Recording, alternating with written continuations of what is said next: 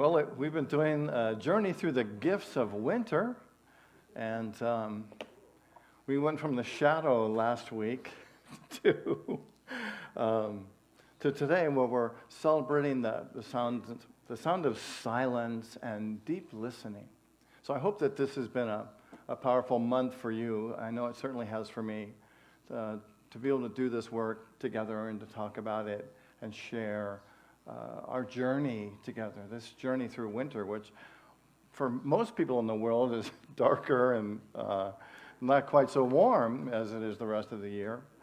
But thank you for participating in that. You might remember that the purpose of this retreat and this journey through winter is to help us investigate our souls, to really get clarity on who we are, why we're here. What is that presence of spirit within you desire to be?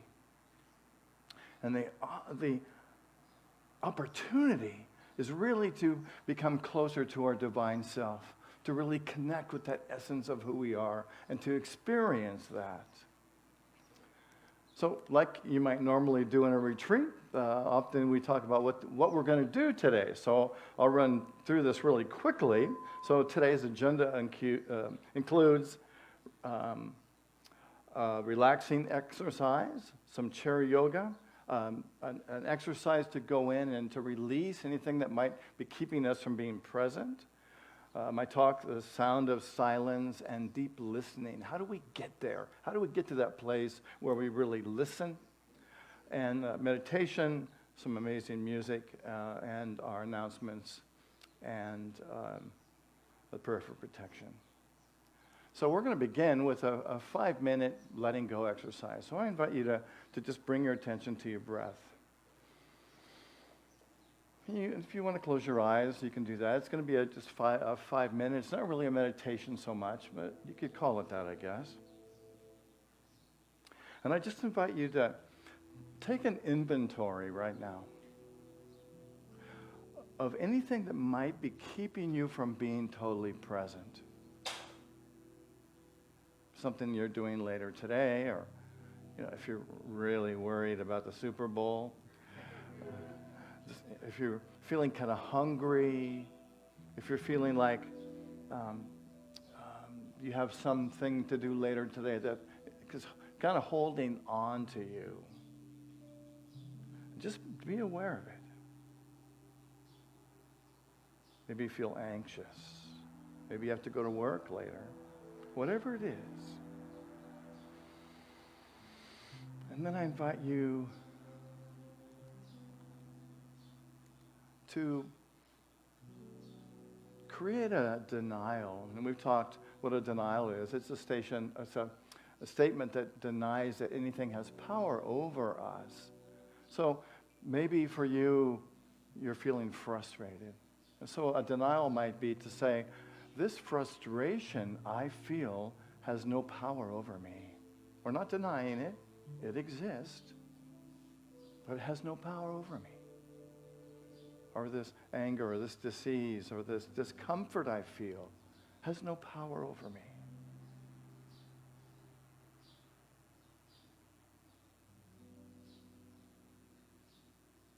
And on the other side of that, we affirm that which we desire, which the spirit within us desires. We might say something like, I am happy and calm right now. I am happy and peaceful. I am joyful and present right now. I am relaxed and present right now. So I invite you to take the passport book, if you have that, or a piece of paper, and just to write quickly the denial and the affirmation. And I'll leave a couple examples of a denial up here. So we're saying, this, whatever it is, that could be pulling on you, has no power over me. This feeling that I have, anger, resentment, fear, whatever it is, has no power over me.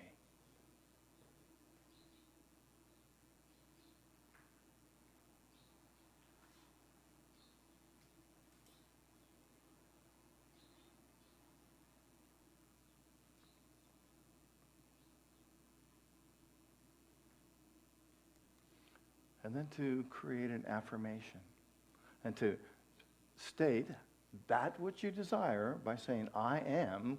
We want to experience this right now. I am. We don't want to do this for tomorrow or next week, right? We wanted to experience it right now. So I am. What is it you want to experience? Happiness, patience, powerful, right now.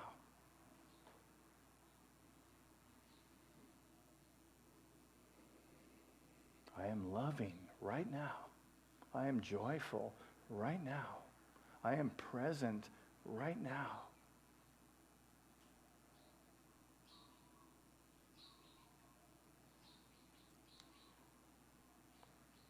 I'm rooting for the Rams right now. Well, that's not true. I would never do that. Being a 49er fan, you just don't root for the Rams.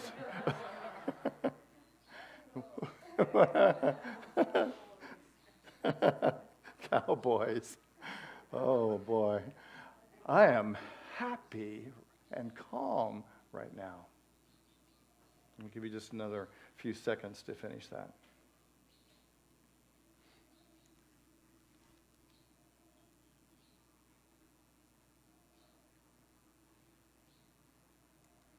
Okay? So we're going to do a couple of chair yoga exercises. We've been doing this to really bring our bodies present. We're working on getting our minds here, which we just did, and our spirits. And now we're going to work on bringing our bodies fully present. So I invite you to sit in a sturdy chair with your feet flat on the ground and sit towards the middle of the chair. You don't want to be leaning against the back because that doesn't really give the full amount of stretch that we want to get. And I invite you to put your hands on the top of your thighs, and we're going to do a sitting cat and cow. But actually, we're going to start with the cow first. And so what I'm going to invite you to do, and all of this, by the way, do it very gently and what serves you. Don't push yourself. So to do cow, we're going to breathe in, arch our back forward and chest out, right? And breathe in. And then as we exhale, we're going to drop back and let the spine stretch to the back and do cat. And let's do it 3 times. So breathing in, cow, hold it, and breathe out. Cat, that's 1. And again, breathing in, the cow, hold it, and breathing out. That's 2. And the last time, breathing in and breathing out. And then just relax for a moment and kind of shake your body and let your body rejuvenate and be inspired and be full. And now we'll do chair pigeon. We haven't done this one before. So I invite you, again, be careful with yourself in doing this and do whatever feels right and good for you. So if you can, put your left, cross your left shin over your right thigh. And then be aware also of your position. You should not be sitting against the back of the chair. And you're sitting forward. And so this time, we're going to breathe in and sit up straight, and then breathe out and bring the back forward. Keep the back straight, and maybe you can feel the pull and gentle pull in your thigh, in your hips. And then breathe in, sit up straight, and then bend forward again, exhale.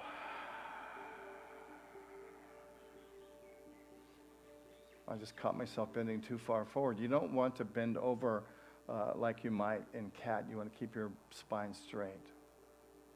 Let's do it one more time. Breathing in, sitting up straight. And then exhaling into cat. And then sit up straight. And change your legs. Put your right foot on top. Or your left, if that's where you are. I guess most yoga teachers will mirror it. And I'm sorry, I didn't think far enough to mirror it, so you're going to have to remember your own left and right. And so let's breathe in, straighten the spine, and then breathe out.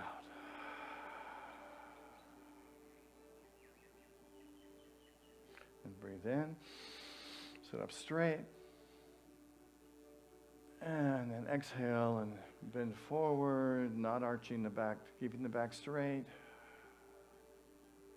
And then breathing in, sitting up straight. And let's do it one more time. Exhaling, bending forward, keeping the back straight.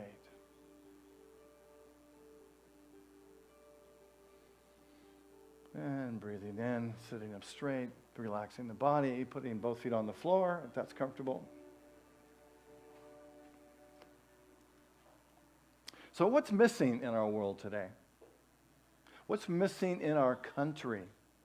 What's missing in our presence and our being with each other? What can we do as human beings that can move us past the relational conflicts that are dividing us in ourselves, with our friends, in our state, in our country, and in the world? What can we do to lift our consciousness to a place where we can support each other as a society of human beings to move past our fear and our judgment and our doubt? This talk is titled The Sound of Silence and Deep Listening. And we're going to focus on the fundamental way that each of us contributes to our own consciousness and to the consciousness of the world by cultivating our capacity to listen deeply, or to deep listen. Imagine a world where people from different political parties, from different groups, from different nations, actually listen to each other. Can you imagine that?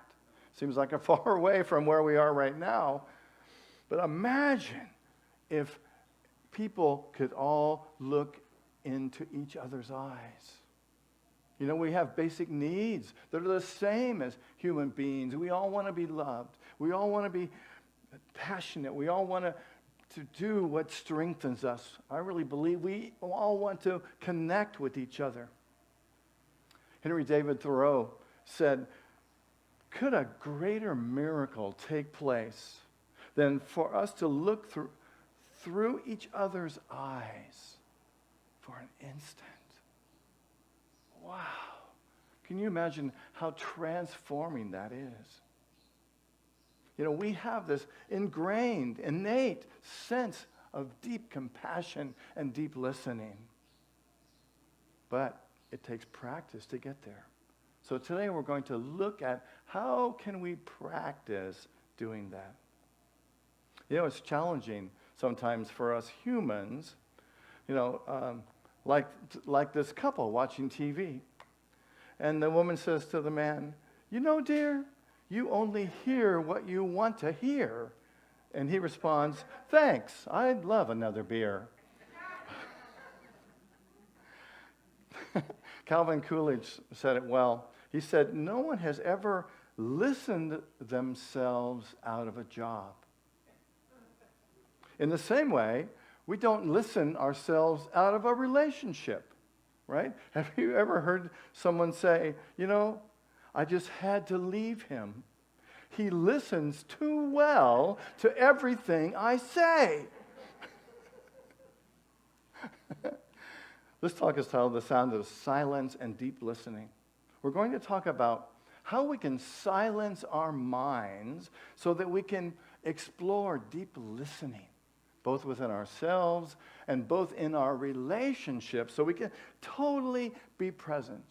Now, deep listening is a challenge, and I don't think we're really ever taught it anywhere. But it's really a powerful way to heal ourselves, to contribute to the healing of others, and to contribute to the healing of our planet, I really believe, and to healing our relationships. And to, even more than that, to make a commitment to ourselves to be so present and to be able to listen and to be a model of this deep listening so that we can be a part of transforming the world. You know, we create sacred connections wherever we go. I really believe that every connection is a sacred connection. Every time we look at somebody, every time we talk to somebody, every time we listen to somebody, we are creating a sacred connection. But oftentimes we get distracted, things happen, and we forget about that. We get so in our minds about what's happening for us in the world that we really forget to connect with each other. Deep listening requires us to stop all the doingness, all the selfing, right? All the focusing on me, and really open our hearts to being present. I really believe that where we're moving on this planet is to a different place in consciousness, where we're able to start seeing each other as one of us. Can you imagine that? I am practicing deep listening. I bring my attention to my heart, my breath, and I am present to listen. Let's say that together. I am practicing deep listening. I bring my attention to my heart, my breath, and I am present to listen. So let's do a little bit of a reflection. I invite you to close your eyes if you want, and to think of someone who is, in your life, in your experience, a really good listener. And what is it that makes them a good listener? They're kind of a rare breed, but I like to think an increasing breed on our planet. What qualities of heart and mind does this good listener have? Maybe they're present. Maybe they're interested. Maybe they're curious. Maybe they're compassionate, patient, empathetic, giving, honoring, loving. Perhaps someone who listens beyond the words. Someone who doesn't interrupt. Someone who doesn't go into their own stories when you're talking. So I imagine that we are sending these dear ones some love, holding them in our heart and loving them because they are part of us. They are a reflection of you. If you can see that person, you can behold that person, you have that quality within yourself. And I invite you to bring your awareness back to this moment. In Buddhism, the archetype of Bodhisattva, or of the Bodhisattva of Compassion, is Kuan Yin. I've always felt a special connection with Kuan Yin. When I lived in St. Louis, there was a museum, or Kansas City, there was a museum that had a whole section devoted to Buddhism, and there was an amazing statue of Kuan Yin. And I used to just love and go and sit there and be in that presence. Because she emulates, this archetype emulates what we have within ourselves, to be compassionate, to listen.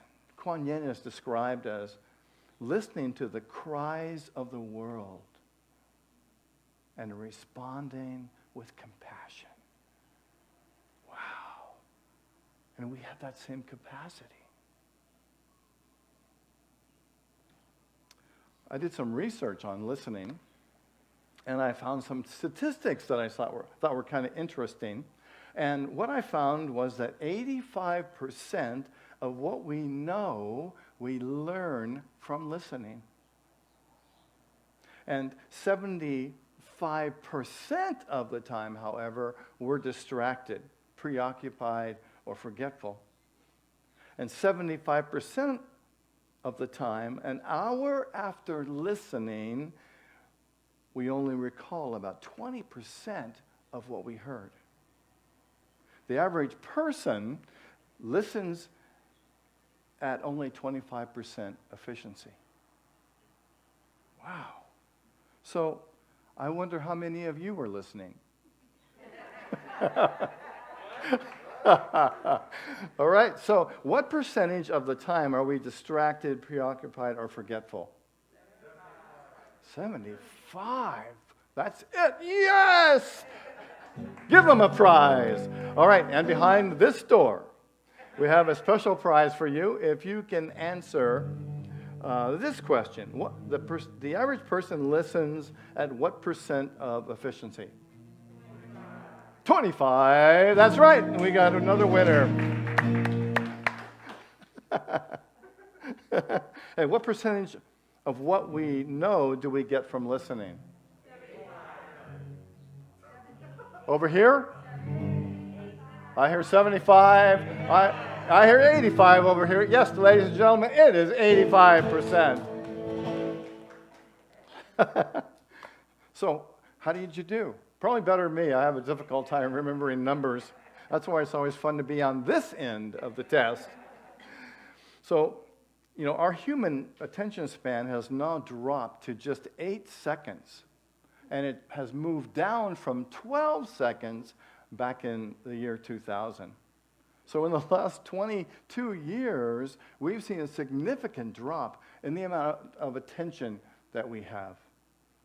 Someone said that our attention span is about 1 second less than a goldfish. I don't know if it's true, but it gets you thinking, though. It's kind of a scary thought. And there's new research that shows that the effect of our technology has on our brain. Most of us, I bet I can speak for a lot of us in the room, constantly consume a huge amount of information daily, right? And what we don't do is to take a whole lot of time to process that information. Was a time people had less information coming in, but they had more time to process it. We don't have time to process because stuff is coming at us so fast. So our brain divides all of this information that we're getting into small pieces and shifts very quickly from one piece to the next. Thus, we become addicted to novelty. We become addicted to our screens. It's hard for us to restrain from checking our phone. Some people have checked their phone already sitting here this morning, right? And it's hard for us to be in any place for any length of time and not check our phones. The consequence, of course, is that we have a lot less efficient brain, that we're not able to filter and absorb information in a productive way. And the research on teens' brains is even worse, because they started a lot earlier in life than a lot of us did. The more time we're plugged into the internet, the more we are in front of a screen, the less capacity we have to immerse, to slow down, to open, and to be clear. And isn't it interesting that these are the very qualities that we treasure in being authentic, spiritual individuals? So let's take another reflection. So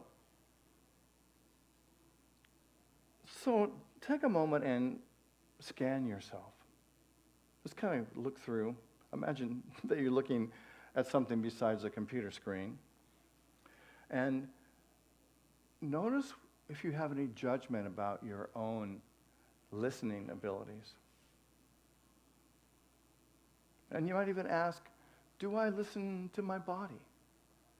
Do I listen to my heart? Do I listen?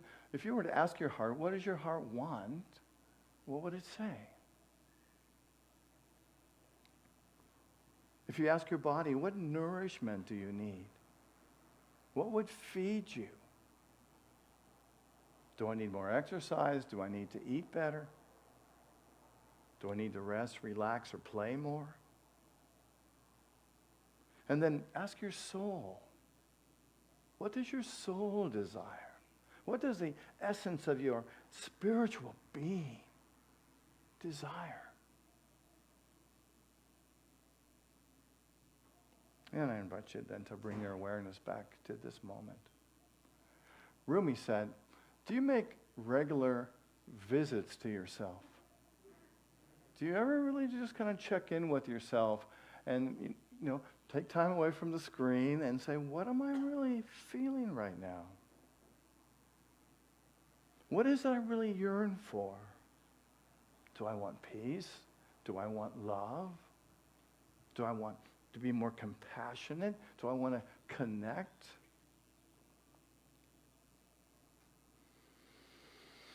And then reflect again. How do you listen to others?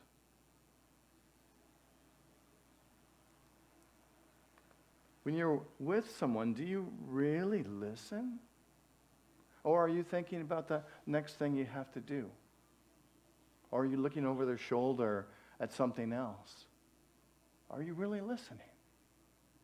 And if not, it's okay. This is really an exploration or a reflection so we can really get in touch with what we're thinking, what we're feeling.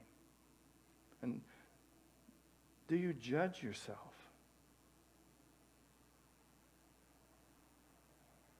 Do you really seek to understand people? Are you curious about what matters to people?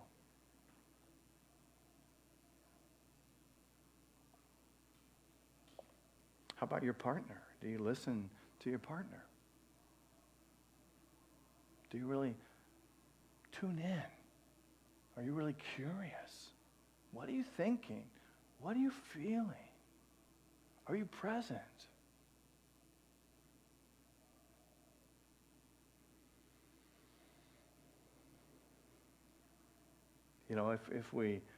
If we look in and we see that we're not really listening, then what we're creating is a distance between us.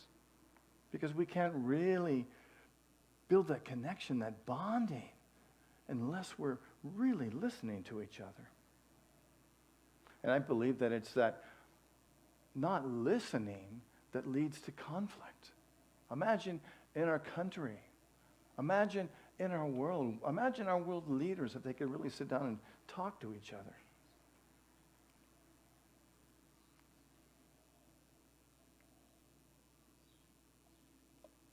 And I invite you, if you're kind of reflecting, to bring your awareness back to this moment. It's helpful to remember that you do have the wiring in your brain to do all of this. It's your innate ability to be able to connect, to really be able to listen. It's almost like we're stepping into a new way of evolving consciously. So we can really get to that place of paying attention to each other and being compassionate to each other. So there's a few things that cut us off from listening. And one of them is that we have an agenda. You ever notice when you go into a conversation with somebody, you have an agenda, right? You want to tell them how smart you are, or you want to, you want to tell them your story, or whatever it might be. You've got something you want to communicate. I notice sometimes when I notice that some people, none of you, of course, might ask me, "Hey, Rev, how are you doing?" And I'll say, "Well, I'm doing great. I'm working on this and I'm doing that." And then the conversation goes to, so am I. I'm working on some of that same stuff too. And let me tell you about it, right? Anybody ever do that? We know people who do that. And so I'm inviting you to be a different way with that and to catch yourself when you feel like your story is more important than other person's story. And just to tune in and really pay attention, to really listen, to be curious.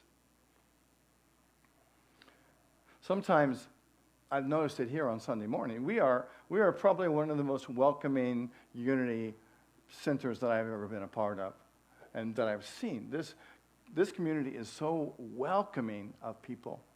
But what I've noticed happens sometimes when somebody will show up and that's new is we'll be so wanting to include them that we just yak and yak and yak and yak and yak and yak and yak, yeah? And then yak and yak and yak and yak and yak and yak some more. And the people leave, and I'm imagining that they didn't even get to tell who they were.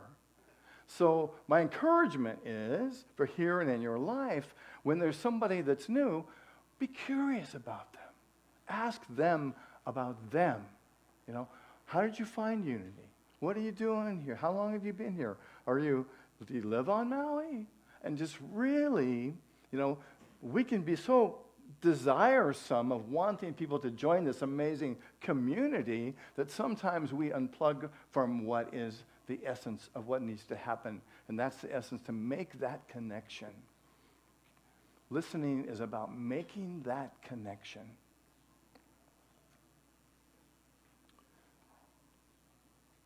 Oh, and oftentimes, I love this one too. You ever get in a conversation with somebody and you're like, I want to fix this person.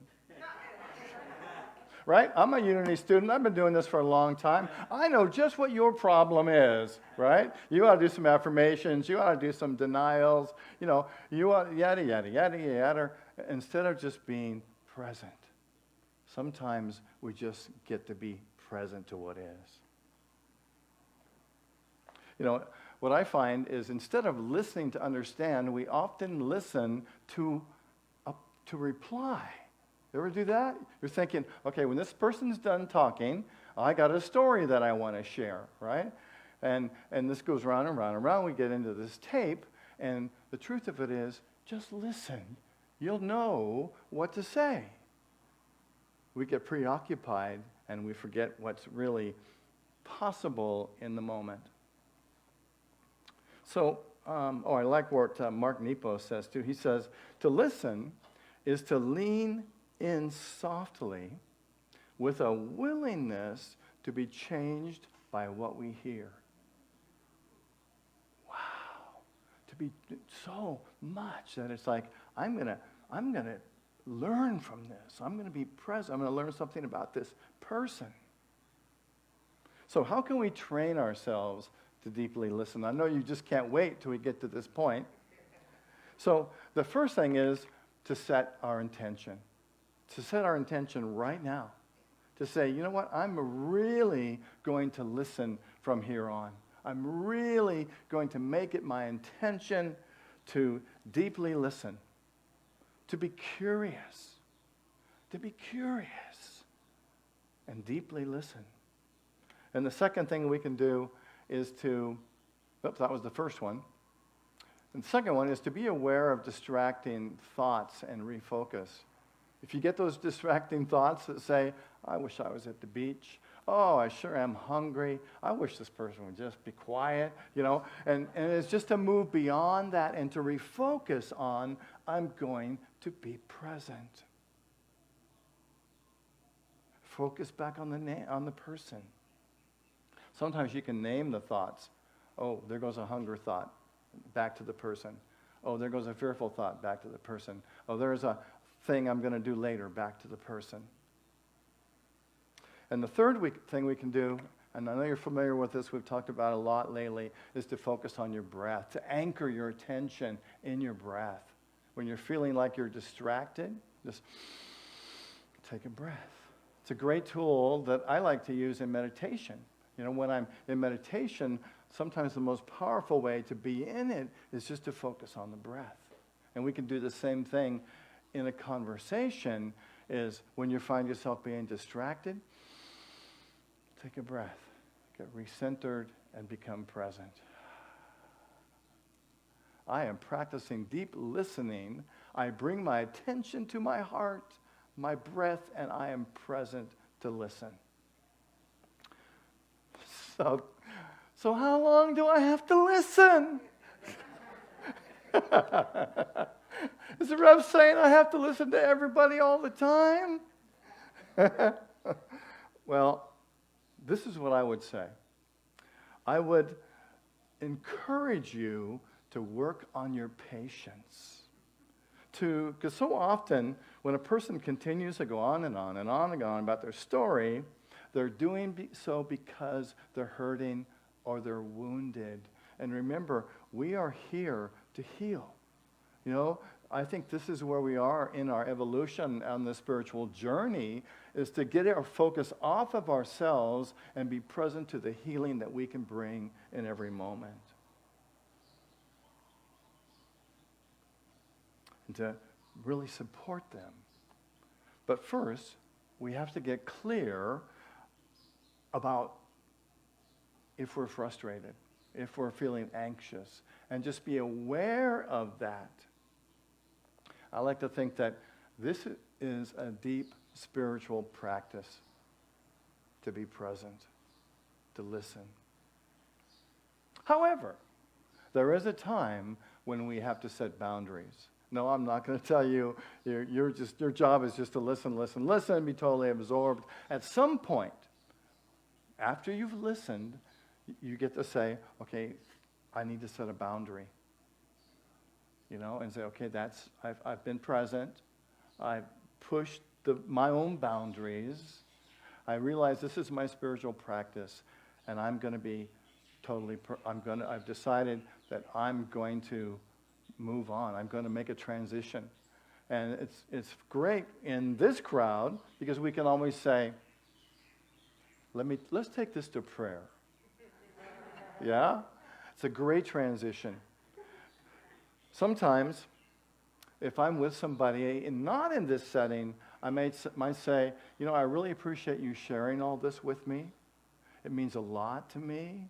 And you can know that I'm holding these things in confidence for you. And then change the subject.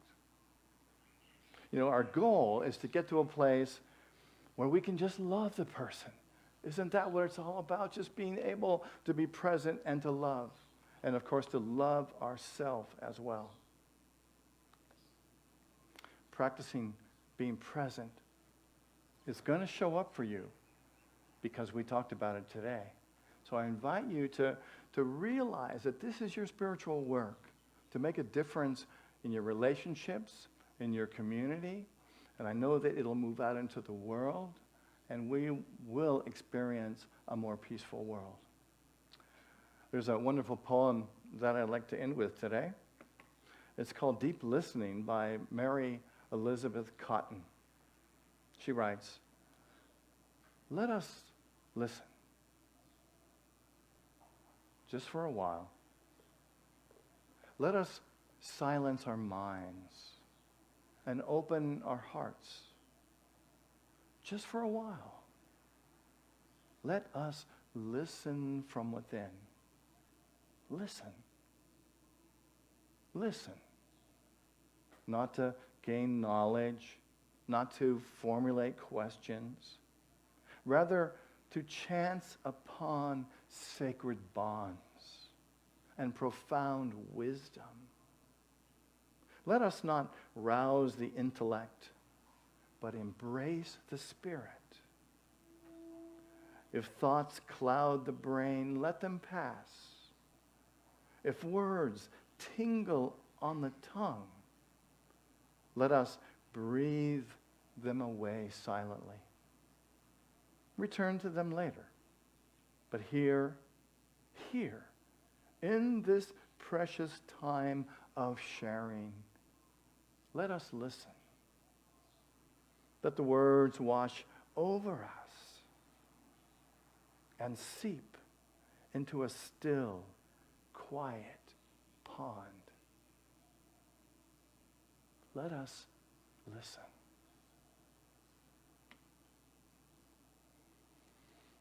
I am practicing deep listening.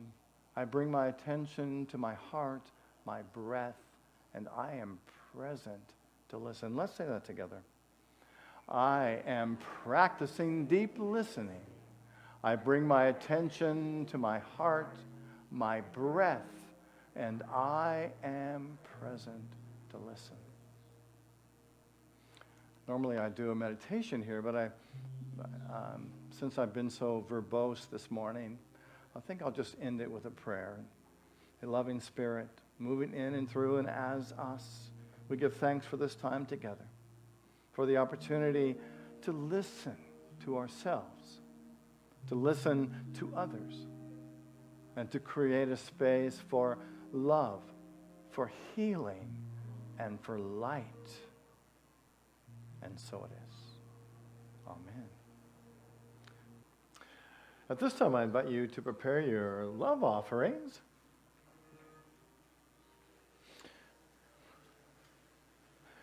And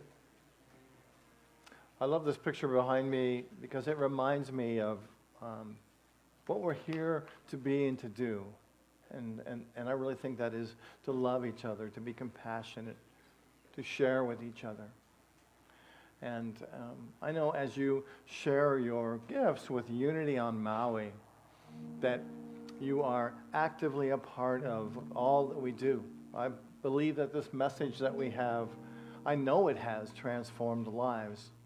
I often get phone calls or people will tell me how much this truth means to them and how much it has changed their lives.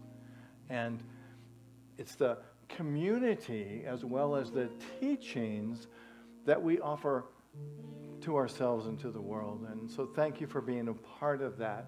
And your gifts are part of what allows us to continue doing this work. So thank you for all that you give to us and for being here and being present to our Unity community. And if you're watching at home, you can send your gifts to Unity on Maui at 483 South High Street in Wailuku. And you can also go to our website and click on the donate button and leave a gift there. And thank you in advance for that. So as we hold our gifts, why don't we pray and affirm together our prayer of prosperity? And let's say it together. Through a grateful, giving heart, my mind and life overflow with the abundance of God's all-providing, infinite supply. So it is. Namaste.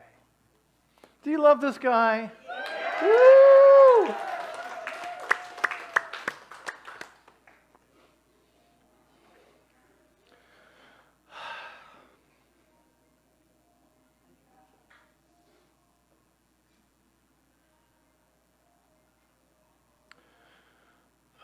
Thank you, loving Spirit, for these gifts that come to us in love. We hold them, we bless them, we give thanks for them. And we release them to move through this ministry out into the world. And we behold a world filled with love, with light, with peace. And so it is.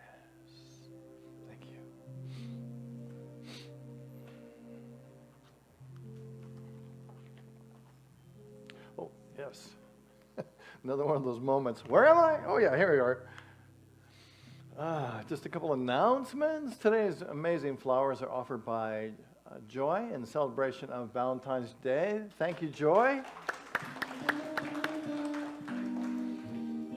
And if you'd like to donate flowers or offer flowers on Sunday morning, there's a sign-up sheet on the back table. Just put your name and what you would like us to hold in our thoughts and prayers on Sunday morning, and we'd love to have your beauty, have you share your beauty with us. And yes. Next week, my talk is titled "Becoming Truly Alive." I thought it, with the recent passing of Thich Nhat Hanh, I thought it'd be inspiring to look at some of his teachings and how he shared with us how we can become totally alive And so there's a little story that comes from, that's a way of introducing this talk. And it starts off, what would you do if your doctor told you you had only 3 months to live? Would you waste time bemoaning your fate? Would you give yourself over to pain and despair? Or would you resolve to live each moment of those 3 months in a deep way? If you do that, 3 months is a lot. Some time ago, a young man went to Thich Nhat Hanh and told him he had only 3 months to live. Thich Nhat Hanh asked him to sit down. And he said, "Come, let's have a cup of tea together." And Thich Nhat Hanh said, "You must drink this tea in such a way that life is possible. We must live in this moment." So join us right here next Sunday at 10 o'clock. You too out there in Facebook land. All right. And also, if you're wondering how you're going to remember all the stuff I told you today, and I did tell you a lot, there's a walkie-talkie on the table back there. You can take that with you and help to practice the things that we teach. Help us all to practice these teachings and create a fine world together. All right, well.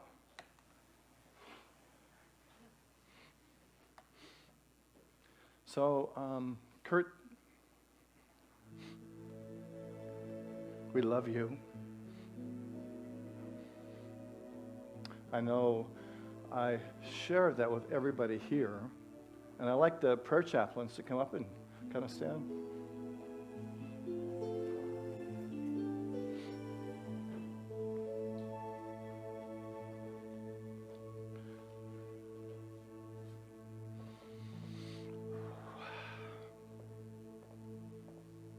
And Kurt, as you take this journey of healing,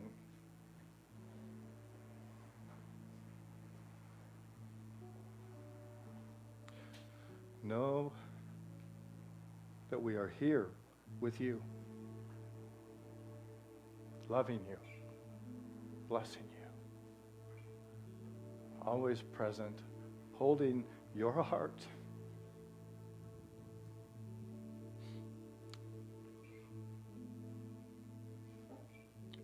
And so let's say this.